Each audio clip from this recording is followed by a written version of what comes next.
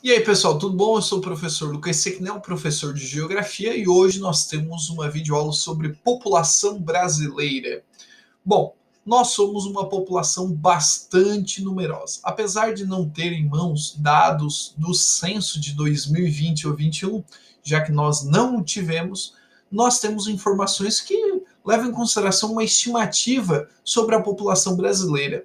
A estimativa é que 2021 registra aí pelo menos 210 milhões de habitantes. A estimativa de 2018 nos colocava aí um total de 208 milhões de habitantes. Só para ter uma ideia, o Brasil é a quinta maior população do planeta. Estamos atrás da China, da Índia e também dos Estados Unidos e, além disso, da Indonésia. É surpreendente, mas a Indonésia tem uma população maior que a nossa.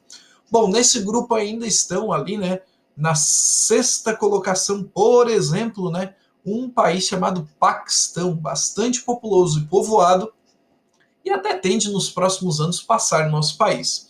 Além disso, na sétima posição temos a Nigéria, na oitava colocação já temos alguém surpreendendo também, né, que é Bangladesh, outro país do continente asiático, que é o continente mais populoso. Aí temos a Rússia, também a transcontinental Rússia é um país europeu ao mesmo tempo asiático, e na décima colocação o México. Quando falamos do continente americano, então somos o segundo mais populoso, né? Bom, mas como se deu a composição étnica da população brasileira? É interessante colocar que fazemos parte de um povo formado por uma miscigenação de diferentes nacionalidades. E essa mistura, miscigenação, foi entre povos indígenas, europeus e africanos, aos quais se uniram posteriormente outros imigrantes também, como imigrantes asiáticos. Mas, aproximadamente até o século XIX, a população do Brasil tinha basicamente três grandes grupos, que são os povos nativos, que eram os indígenas de diversos grupos étnicos, os portugueses, que vieram na condição de colonizadores, principalmente após o ciclo do pau-brasil, né, com o ciclo que a gente fala que talvez seja o ciclo que deu o grande impulso para essa colonização portuguesa, que foi o ciclo da cana. Depois, nós também temos os diferentes povos africanos, trazidos, é claro, né, para a realização do trabalho escravo. É importante lembrar que as condições dos africanos trazidos para o Brasil caracterizavam uma migração forçada. Eles eram capturados em diferentes regiões do continente africano e tinham, né, ali também uma exploração gigantesca aqui no nosso território, principalmente durante o ciclo da cana e também o ciclo dos minérios. Estima-se, só para um efeito de debate, que entre os séculos 16 e 19, até a década de 1850, cerca de 4 milhões de africanos foram trazidos para o Brasil. E é legal lembrar que entre 1870 e 1950, muitos imigrantes provenientes de diferentes culturas, diferentes países, principalmente do continente europeu e continente asiático, vieram ao Brasil em busca de oportunidades e melhorar as suas condições de vida, principalmente com o advento da Primeira e da Segunda Guerra Mundial. Essa situação foi reflexo de crises econômicas, né, e sociais nos países, como a Itália e como a Alemanha, por exemplo, que colonizaram muito, especificamente também a região sudeste e a região sul do nosso Brasil.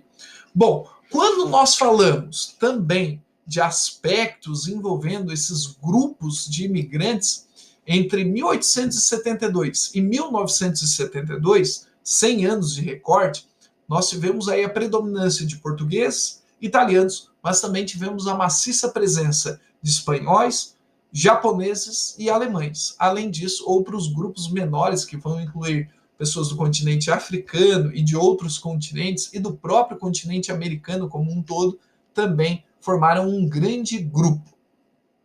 A população brasileira, ela está em crescimento, né?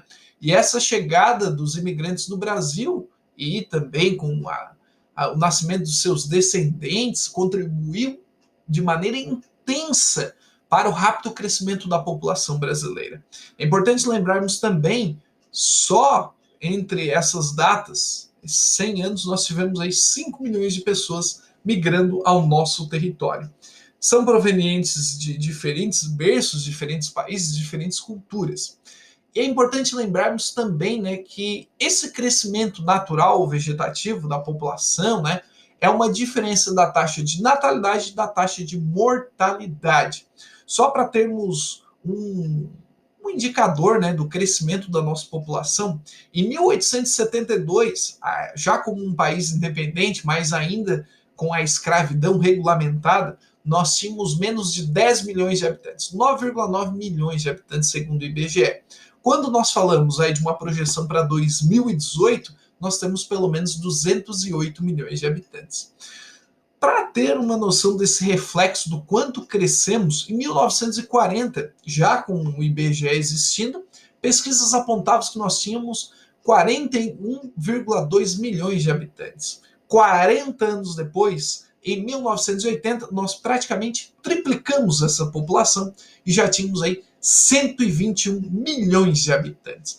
É muita coisa, né? O crescimento do Brasil foi de uma maneira acelerada, né? A queda acentuada nessa mortalidade no Brasil foi um fator determinante para impulsionar o crescimento da população. Ou seja, os indicadores sociais mostram que a taxa de longevidade do brasileiro começou a aumentar muito.